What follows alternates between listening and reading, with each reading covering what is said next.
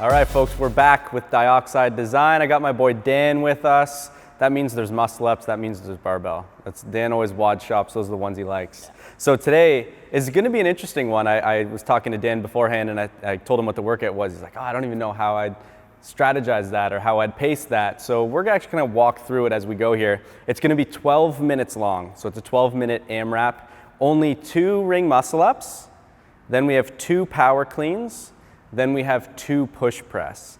So low volume, 2, 2, 2, but the duration is long, right? So there's gonna be a lot of rounds of work. Now for our muscle ups, maybe we'll talk about that first. So we'll head over to the rings there, Dan. We have 2 ring muscle ups, and we've talked a lot about gymnastics and keeping tight lines. We're gonna look at Dan do a muscle up here. Just one of them's fine.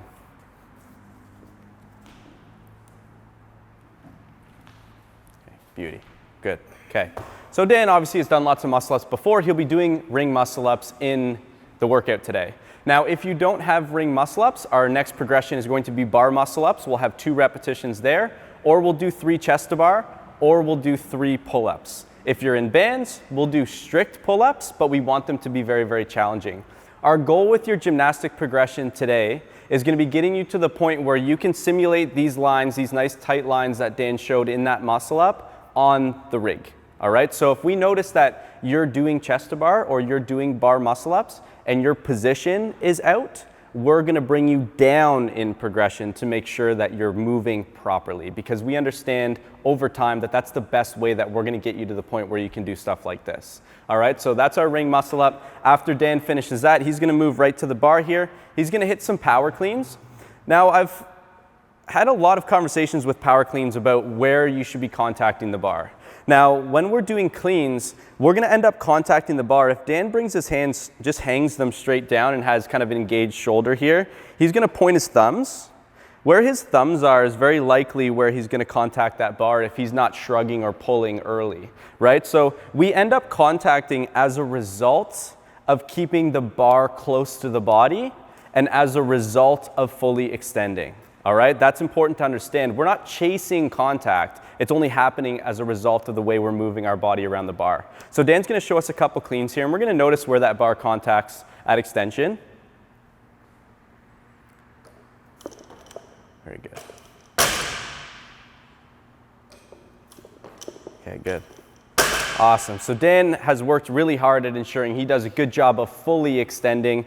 All of the elements of the clean look really good there. I know you've been working on continuing to pull through that third pull there, and that was evident in the clean. So we have 2 cleans. Now after this is our push press. And I chose push press because this is something I really wanted to work on with people.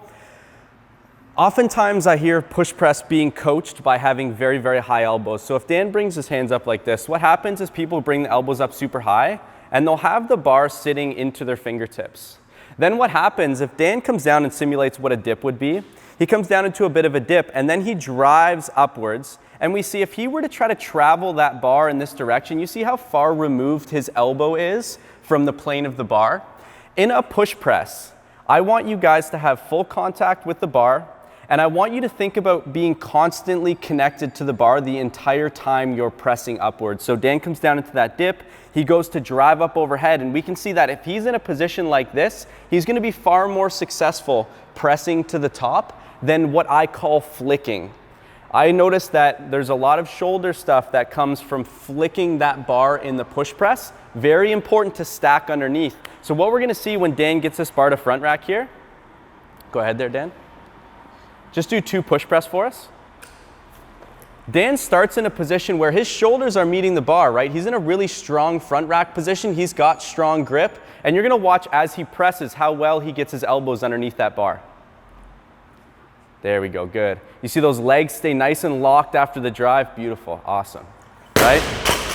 The entire time Dan was pressing, he knew where that bar was in space because he followed it through to the top of that range of motion the entire time. When you guys are doing this today, I need you to focus on staying connected to that push press. So again, it's 12 minutes, we got 2 muscle ups, we got 2 power cleans, we got 2 push press. Dan's gonna show us what this looks like here.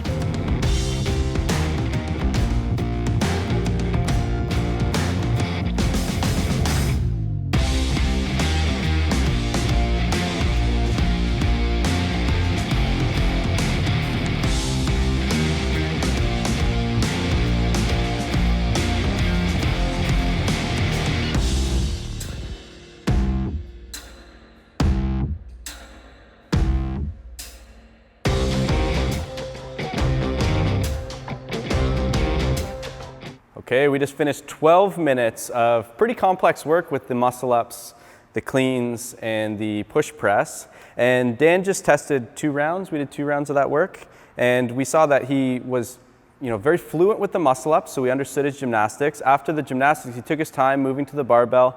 In that 12-minute block, really, really important just to find your flow with the workout, right? Make sure you're moving well, especially for the first 8-9 minutes. After that, if you want to start pushing the pace a little bit, that's fine, but let's find something really sustainable at the beginning of that 12-minute block. After that, we're actually doing something a little bit unique today. We're going to treat this like an accessory to our Metcon. So now that we've ramped everything up and we've did a bunch of complex work, we're actually going to strip it down to the fundamentals of the work we did. And the way we're going to do that is we're going to take a 9-minute block, so it's going to be on the minute. Minute 1, we're actually stripping that ring muscle up or bar muscle up, whatever your progression was. We're stripping that right down to a banded pull-up. So Dan's going to hop in the band here. Let's pull it down and step in.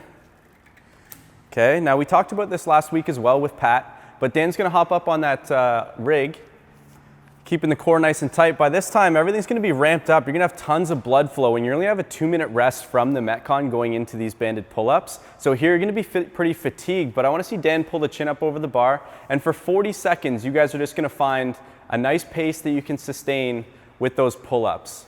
That blood's going to be sitting in the forearms, the grip's going to be tough, but I need you guys to really focus on good and lat engagement at the top of that pull, also keeping the abs nice and tight. Beautiful. We're going to make sure we band up enough that you can kind of move consistently for the 40 seconds. When you're done that, our second block is going to be with the barbell again. We're going to have 5 upright rows with a little bit of hip extension and 5 strict press. So Dan's going to show us what that upright row looks like.